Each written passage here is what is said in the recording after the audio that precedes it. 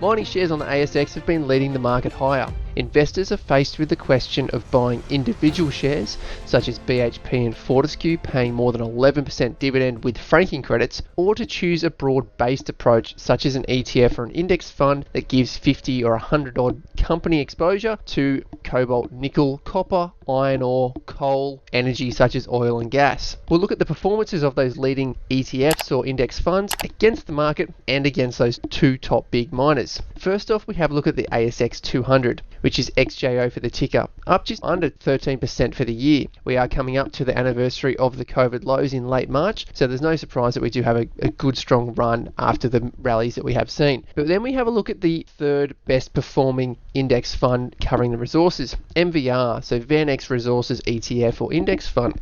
This is a pure play, rules-based Australian sector index that combines benchmark with blue chip characteristics. So they're tracking the performance of the largest and most liquid ASX companies that generate at least 50% of their revenue or assets from the Australian resources sector. If you have a look here on the chart and you can see the performance of this index against its peers, you can see that it's fallen behind.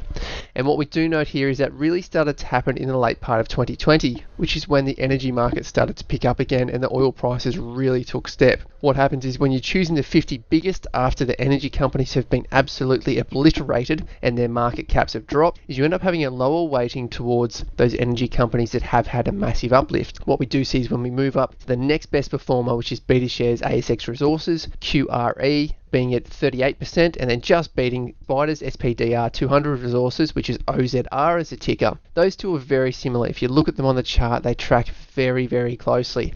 And what we're most likely seeing is the differences is the time of trades that are placed. Some days there can be more or less liquid trading. They might trade in the morning and not in the afternoon, so their close price reflects the morning trade as opposed to the afternoon trade. Those small variations really do play out, but we do see that OZR, which is a Spider's 200 Resources, that gives exposure to the resources sectors of the Australian equity markets that's classified as members of the GICS resources sector. GICS is what that's called. Resources are defined as companies classified in the energy sector, GICS Tier 1, as well as companies classified in the metals and mining industry, which is a GICS Tier 3.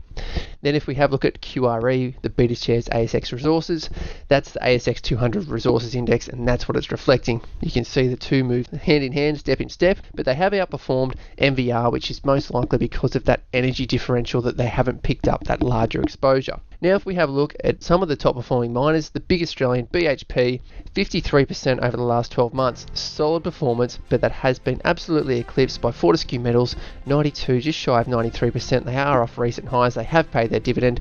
That dividend is a whopping, on current valuations, 11.96%, fully franked, and that was $1.47 off the back of the 31st of August ex-dividend date being a solid dollar dividend.